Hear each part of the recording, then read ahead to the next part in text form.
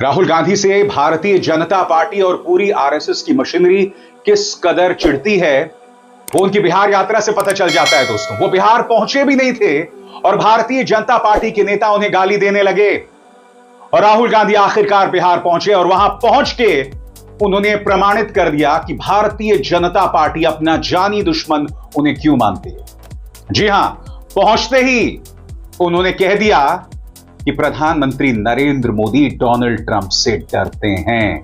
11 बार Donald Trump ने वो बात कह दी, मगर साहब मजाल है प्रधानमंत्री नरेंद्र मोदी इसका पलटकर जवाब दें।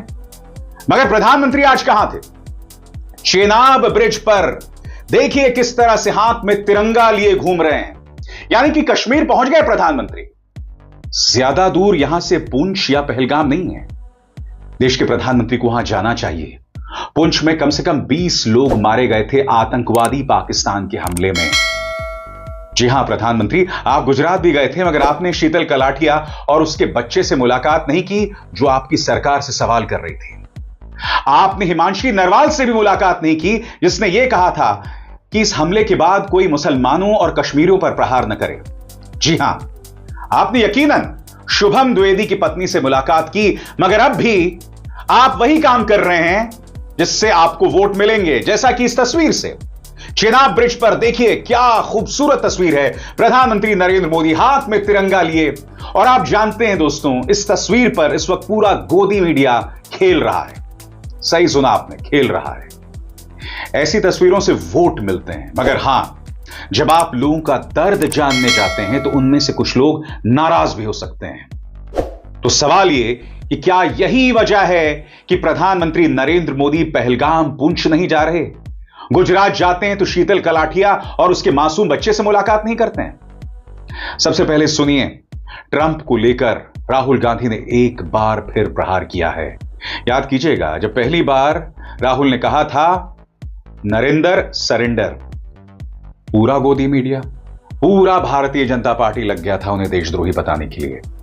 मगर यह आदमी पीछे नहीं हट रहा है। इसने फिर तर्कों के साथ याद दिलाया है प्रधानमंत्री को कि 11 बार डोनाल्ड ट्रंप हमारा अपमान कर चुका है, मगर साहब मजाल है आपके मुंह से एक शब्द भी निकले। सुनिए, ट्रंप साहब ने 11 बार बोला है, 11 बार,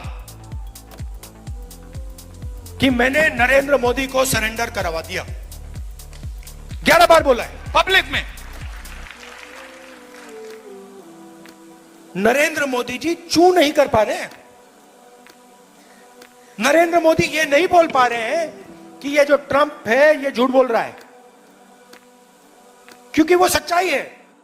और जैसे मैंने बताया दोस्तों, इन तस्वीरों में आप देख सकते हैं प्रधानमंत्री के हाथ में तिरंगा, चेनाब ब्रिज के उद्घाटन पर, जिसकी नींव उस वक्त रखी गई थी जब मनमोहन सिंह प्रधानमंत्री हुआ करते थे। जी हां, और इसका भी पूरी तरह से क्रेडिट प्रधानमंत्री ले रहे हैं।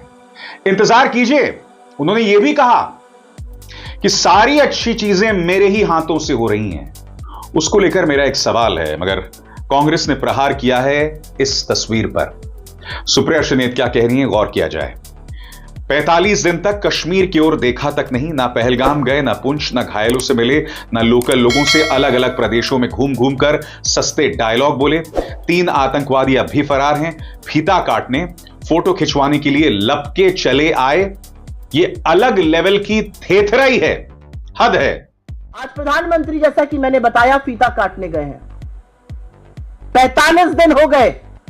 22 अप्रैल को 3 क्रूर आतंकवादियों ने 28 मासूम लोगों की जान ली थी और फिर जवाबी कार्रवाई में पाकिस्तान की शेलिंग में, गुरुद्वारे में, मदरसे में, मंदिर में 16 लोगों की शहादत पुंछ में हुई थी, जिसमें छोटे छोटे बच्चे शामिल हैं।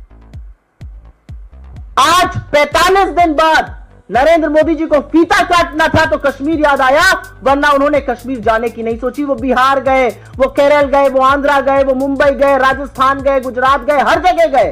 हाथ हिलाया, फोटो खिंचवाई, भव्य भाषण दिए, कटाक्ष किए, हंसी ठिठोली करी, सिरेस्तारों के साथ समय बिताया। लेकिन मोदी जी कश्मीर अब गए हैं जब फीता काटने का वक्त आया है। और यही अंतर है उनमें और यही अंतर है हमारी सरकार में। मुझे यह कहने में गर्व होता है कि 26/11 के बाद चुन चुन कर हमने आतंकियों को मारा, हमारे शूरवीरों ने उनको मौत के घाट उतारा और उसके बाद जो गिरफ्तार हुए उनको हमने फांसी के फंदे पर लटकाया, इस देश में नजीर बनाई। आज एक बात का अंतर है, 26/11 के आतंकियों को मारा गया, लेकिन 22 अप्रैल पहलगाम के आतंकी अभी भी फरार है और अब आजाद घूम रहे हैं वो। और अब अगर न्यूज रिपोर्ट्स का आप यकीन कीजिए तो उन्होंने इसके पहले 3 और बड़े आतंकी हमले किए थे, उनको जमीन निगल गई, उनको आसमान खा गया, वो कहां चले गए ये किसी को नहीं पता है। और जब तक वो पकड़े नहीं जाएंगे, जब तक वो गिरफ्तार नहीं होंगे, जब तक उनकी इस देश के सामने नजीर नहीं बनेगी, तब तक शहीद परिवारों को न्याय नहीं मिलेगा। और इसीलिए सिंदूर के सौदागर से कहना है, अपनी चुप्पी तोड़िए और इस मुद्दे पर बोलिए। करारा प्रहार यहां पर सुप्रिया सुनेत का। और प्रधानमंत्री क्या कहते हैं कि सारी अच्छी चीजों का उद्घाटन मेरे ही हाथ से होना है। प्रधानमंत्री, अगर आप मानते हैं कि सारी अच्छी चीजों को आप ही के कर कमलों से उसको अंजाम दिया जाएगा, तो इस वक्त अच्छी चीज क्या है कि आप अमेरिकी राष्ट्रपति को करारा जवाब दें। आप अब तक खामोश हैं, वो व्यक्ति जो अब 1 दर्जन बार बोल चुका है कि मेरी वजह से ये युद्ध रुका, एक शब्द इनके मुंह से नहीं निकल रहा है। कैसा डर है? सुनिए प्रधानमंत्री क्या कह रहे हैं कि मेरी वजह से, मेरे कर कमलों से सारी अच्छी चीजें हो रही हैं। यह बात अलग है कि असहज करने वाली चीजों पर पूरी तरह से खामोश रहते हैं आप। इतने अच्छे काम है ना, वो मेरे लिए ही बाकी रहे हैं। साथियों, ये हमारी सरकार का सौभाग्य है कि इस प्रोजेक्ट ने हमारे कार्यकाल में गति पकड़ी और हमने इसे पूरा करके दिखाया। और जैसे मैंने बताया दोस्तों कि राहुल गांधी के पहुंचने से पहले ही पूरा भारतीय जनता पार्टी उन्हें गाली देने लगा। क्या कह रहे हैं पार्टी के नेता, भाजपाई क्या कह रहे हैं कुछ देर बाद, मगर राहुल से लोग इसलिए चिढ़ते हैं क्योंकि राहुल का एक एक शब्द इन्हें चोटिल करता है। गौर कीजिएगा, राजगीर में वो कहते हैं कि एक जमाने में बिहार ज्ञान की भूमि हुआ करती थी, अब वो क्राइम कैपिटल बन गई है। सुनिए क्या कह रहे हैं राहुल। इसको हम सत्य, न्याय और अहिंसा की जमीन कह सकते हैं। बिहार को कह सकते हैं ना। और नया डेफिनेशन दिया है 21वीं सदी का। पुराना डेफिनेशन सत्य, न्याय और अहिंसा की जमीन, नया definition crime capital of India, Bihar. तो देखिए कहां से कहां पहुंच गए आप लोग। शुरुआत भैया, शुरुआत कहां हुई, आपकी सोच कहां कहां पहुंची। आजकल जापान की बात होती है, कोरिया की बात होती है, चाइना की बात होती है, वियतनाम की बात होती है, मगर उनका जो सोचने का आर्किटेक्चर है वो कहां से आया, वो आप लोगों ने दिया। यहां से, बिहार से सोच गई थी। Tibet, Sri Lanka, Vietnam, Korea, Japan, China. तो ये है बिहार का मतलब, ये है सत्य, न्याय और अहिंसा का मतलब, का इफेक्ट। और आज ये सब भूल गए आपकी सरकार, आप लोग नहीं, आपकी सरकार ये सब भूल गई और बड़े शब्दों में बिहार को क्राइम कैपिटल बना दिया। यही बदलाव हम चाहते हैं। और आगे बढ़ने से पहले एक जरूरी संदेश, मेरे कार्यक्रमों के लिए आप नोटिफिकेशन का इंतजार मत कीजिए, मेरे चैनल में जाइए और खुद जाकर कार्यक्रम देखिए और रहिए अपडेटेड। और हां, ज्वाइन कीजिए मेरा चैनल, देखिए। और आपको समझना पड़ेगा कि राहुल ऐसा क्यों कह रहे हैं। आपको मैं एक वीडियो दिखाता हूं दोस्तों। यहां पर भारतीय जनता पार्टी के नेता एक रेप पीड़िता के परिवार से मिलने जाते हैं। एक मासूम के साथ दुष्कर्म हुआ, उससे पूरा बिहार हिल गया। मगर मजाल है उसकी चर्चा कहीं की जाए। परिवार भारतीय जनता पार्टी के नेता से मुलाकात करता है और उनसे कहता है कि अगर इसे सही समय पर इलाज मिल गया होता तो बच जाती। देखिए भाजपा के नेता क्या कह रहे हैं। बहुत बेटा कसम खाओता सर, हम लोग बहुत बेटा कसम खाओता सर, हम लोग बहुत बेटा कसम खाओता सर, हम लोग हम पीएमसीएच में नहीं सर, ये बहुत पढ़ाई किया बच्चे को साथ में सर।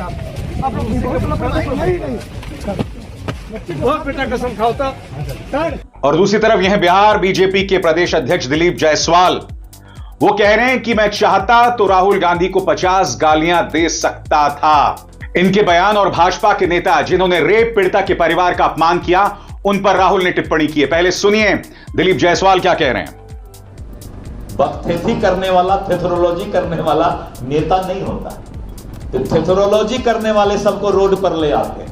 अरे गाली बकना, उल्टा सीधा बोलना, हमको बोलिए ना 50 गाली राहुल गांधी को बक देंगे। हमारे गांव में तो और खतरनाक गाली सब लोग बोलता है। मास्टर को भी बोलते थे, पढ़ाने के वक्त तो बोलते थे मत तोरी मैं मास्टर बात के ना पर बेचता है। तो कौन गाली, ये राहुल गांधी को पता नहीं है। इसी पर राहुल ने टिप्पणी की। राहुल कहते हैं बिहार की स्थिति बेहद भयावह है।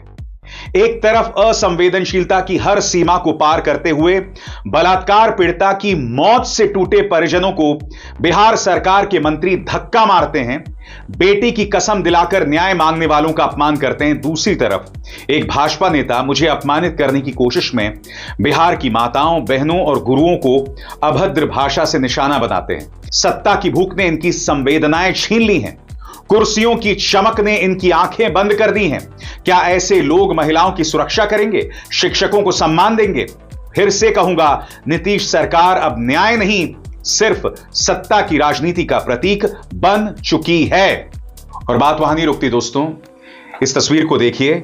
गया में बलात्कार पीड़िता की मां का इलाज करने उसके घर एक डॉक्टर पहुंचते हैं, जितेंद्र यादव, और जो दुष्कर्म के आरोपी हैं उन्हें घसीटकर इस तरह से बाहर बांध देते हैं। यह हो रहा है बिहार के अंदर। रोज इस तरह की चीजें वहां से उभर कर आ रही हैं। मगर साहब मजाल है कोई यह कह दे कि यहां पर जंगल राज है। राहुल ने इस पर भी टिप्पणी की है। राहुल क्या कहते हैं, 20 साल तक सत्ता में रहने के बाद भी नीतीश जी की डबल इंजन सरकार ना तो बिहार को सुरक्षा दे पाई, ना सम्मान, ना ही विकास। अपराध, बेरोजगारी और पलायन, यही नीतीश बीजेपी सरकार की असली पहचान बन चुकी है। जनता को लाचार बनाकर सत्ता से चिपके रहना ही इनका एजेंडा है। नीतीश सरकार न्याय नहीं, सिर्फ सत्ता की राजनीति का प्रतीक बन चुकी है। अब बहुत हुआ, समय आ गया है कि हम अन्याय के इस चक्र को तोड़ें और बिहार को सुरक्षा, स्वाभिमान और सम्मान की राह पर आगे ले चलें। और यही नहीं दोस्तों, जैसा कि आप इन दो तस्वीरों में देख सकते हैं, राहुल गांधी ने दशरथ मांझी के परिवार से मुलाकात की, उनके बेटे से मुलाकात की। कौन दशरथ मांझी? जी हां, जिन पर फिल्म भी बनी थी, माउंटेन मैन कहा जाता है। अपनी बीवी के प्यार में इसने एक पहाड़ को बीच में से चीर दिया। जी हां, आपने श्री फरहाद का नाम सुना था, ऐसे थे दशरथ मांझी। और यहां पर राहुल गांधी ने उनके परिवार के साथ मुलाकात की। राहुल पुंछ जाते हैं, पहलगाम में मारे गए लोगों के रिश्तेदारों के साथ मुलाकात करते हैं। लगातार राहुल ऐसा कर रहे हैं। मगर प्रधानमंत्री दूसरी तरफ, जैसे कि आप देख सकते हैं, तिरंगा फहरा रहे हैं यहां पर, क्योंकि इस तस्वीर के जरिए गोदी मीडिया जबरदस्त खेला करती है। प्रधानमंत्री नरेंद्र मोदी जब हाथ में तिरंगा फहराते हैं तो स्वाभाविक सी बात है, एक बहुत ही विहंगम नजारा बन जाता है। मगर जब आप असहज सवालों के जवाब देते हैं तो वो थोड़ा सा मुश्किल हो जाता है। अभिसार शर्मा को दीजिए इजाजत। नमस्कार।